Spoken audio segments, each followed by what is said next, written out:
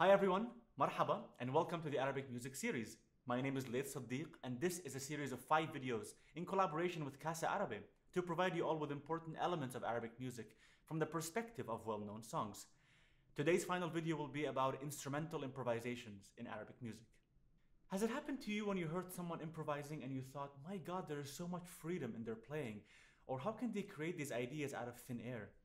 Well, I used to think the same thing when I first started to approach improvisation, and it definitely felt overwhelming and challenging. It became clearer, however, when I started to sense a certain kind of structure, a musical arc with a map that I could follow.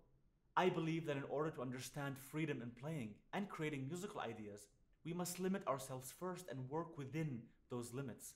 Structure is important because it creates context, and freedom is when an artist can swim freely in and out of this context. And today I'll be sharing with you my 4-section guide into how I create an improvisation in Arabic music. Instrumental improvisations in Arabic music are called Taqasim, and these improvisations are generally guided by the serie or framework of the maqam. Taqasim can be performed as a piece on its own or as part of a composition, and they aim to showcase the virtuosity and creativity of the performer. Let's take a listen to this beautiful Taqasim on Maqam Bayati and on the Sama'i Taqil Iqa', performed by the amazing violinist Aboud Abdelal.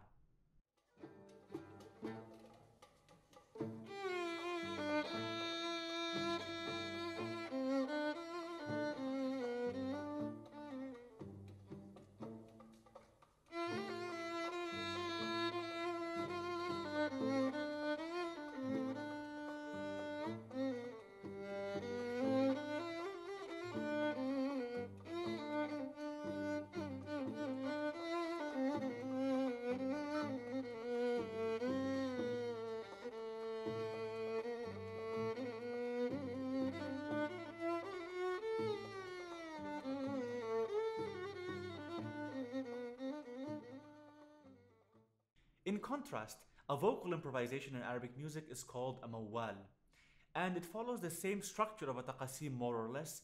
However, a mawwal can also be pre-composed and uses the region's colloquial dialect.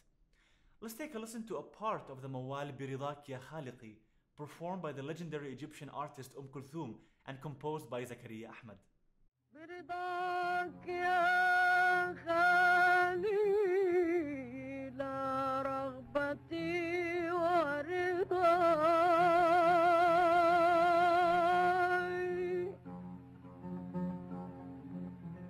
خلقت صوتي ويدك صورت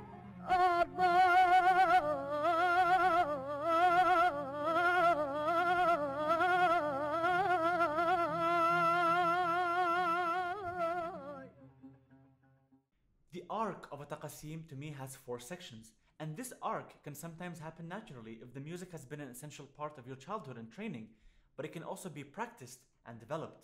The 4 sections are introduction, development, modulation, and cadence. We will go over each of those 4 sections, and just like writing a paragraph, a taqasim utilizes musical commas and full stops to create effective storytelling. As we discussed in previous videos, the Arabic maqam is made up of ajnas or building blocks. Let's take for example maqam Hijaz.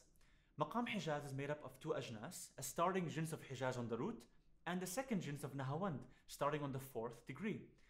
Now for the introduction section of a taqasim, the performer can utilize and enrich that starting jins of Hijaz to really fulfill its sound for the listener and establish the root, ending with a semi-cadence almost like a breath or a short pause.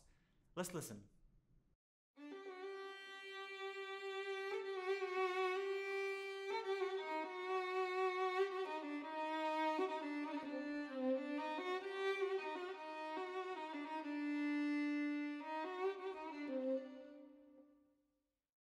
In the second stage of a taqasim, the development, the performer can further ascend into the second jins of Nahawand.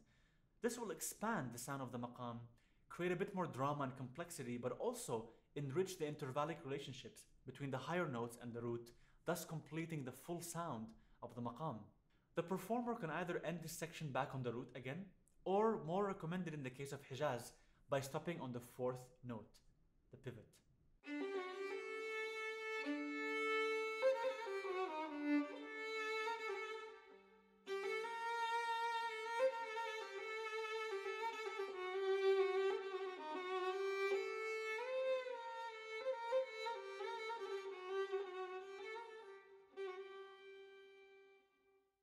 Each maqam contains a pivot note known as the ghammaz, and this pivot note acts as a doorway that enables the performer to enter in and out of a maqam and modulate to different sounds. Now, a modulation can have many different meanings and purposes. One of them is to change the color of a taqasim from something bright to dark, or vice versa. This is achieved by playing around with the ajnas instead of changing the whole maqam. Let's take, for example, maqam Hijaz, where we have the first jins of Hijaz and a second jins of Nahawand, which is a minor sounding jins. What if we change that Nahawand into Ajam, which is a major jins, a bright sound, and the combination of the two would give us a whole new maqam called Zanjaran. Let's take a listen.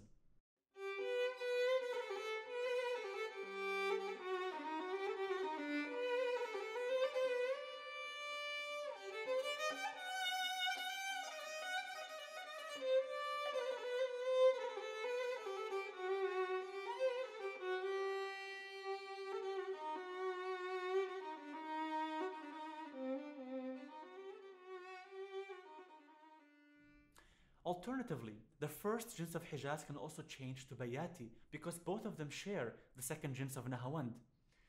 Changing the whole maqam creates a sense of intensity, which this third section really needs as the highest point of the improvisation. If that is achieved, however, the performer must return back to the original maqam before ending this section because the improvisation is coming to an end.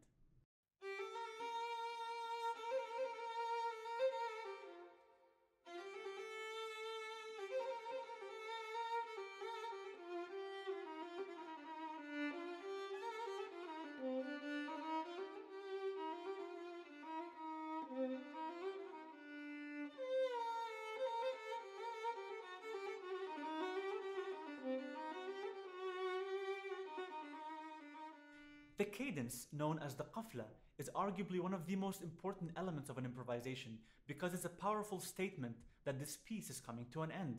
One of the ways this is achieved is by creating an ascending sequential pattern from the root all the way up to the octave and quickly descending back down, bringing this powerful and colorful journey to an end. Let's listen.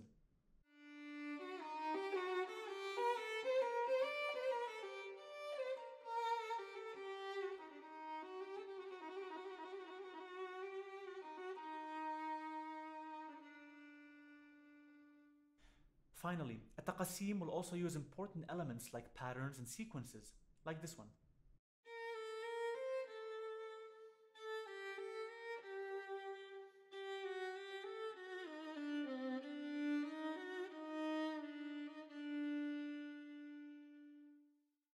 It will also use ornamentations and embellishments to give character to these musical phrases, almost like windows and columns on a building's facade.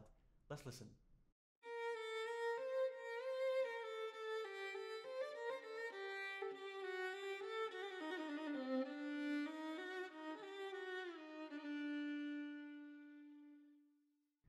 And now that we discussed and learned about the 4 sections of a taqasim, let's hear one in full and try to follow and identify those 4 sections.